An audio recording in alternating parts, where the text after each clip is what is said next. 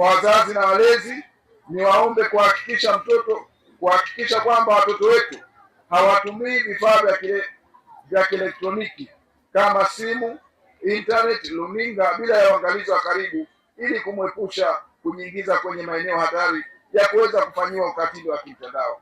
Pia matumizi yaliyopitiliza kiasi kwamba yanaweza kusababisha urahibu kwa mtoto. Athari zake ni pamoja na kukosa muda wa kujisomea na kusaidia kazi za nyumbani ama kazi za familia. Lakini vile vile kwa mzazi ama kwa wazazi na walezi, tuhakikishe kwamba tunazungumza na watoto wetu na kuwafuatilia mienendo yao kila mara, ili kumwepusha na vitendo vya ukatili, ikiwa pamoja na ubakaji, ulawiti na mimba, na kukumbuka mtoto anaweza kufanyiwa vitendo hivyo na kukaa kimya bila kutoa taarifa.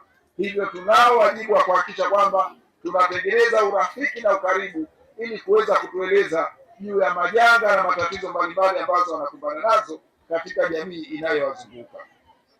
Aidha, niwaombe kwa wazazi na walezi kuhakikisha kwamba mtoto hafanyi kazi hatarishi. Sheria inayotoa zuio kwa watoto kuajiriwa migodini, vyombo vya majini kwa maana melini, viwandani na kwenye mashamba makubwa. Pia ni kinyume cha sheria mtoto kuwa kwenye baa, vilabu vya pombe na kumbi za starehe, hasa nyakati za usiku.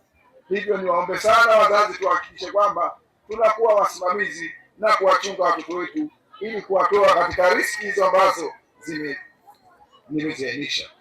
Lakini vile vile kwa wazazi na walezi, tuhakikishe kwamba mtoto hafanyi kazi hatarishi kama ambazo nimezieleza, ili kusudi pia kumtoa katika tamaa ambazo hazina msingi na zinaweza zikamshawishi kufanya vitendo ambavyo baadaye athari yake inakuwa ni kubwa na kumwathiri hata kisaikolojia, na wakati mwingine kama ambavyo tulisema, kuweza kupoteza maisha.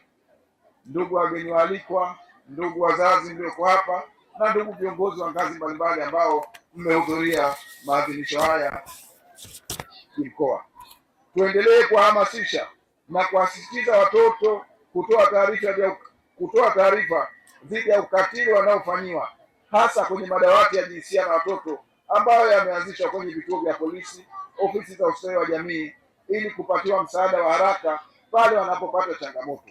Na tusisubirie mpaka wanapopata changamoto tuanze kuwajenga kisaikolojia, ili waweze kutumia vyema madawati hayo ambayo yameanzishwa na kuweza kuleta tija katika jamii.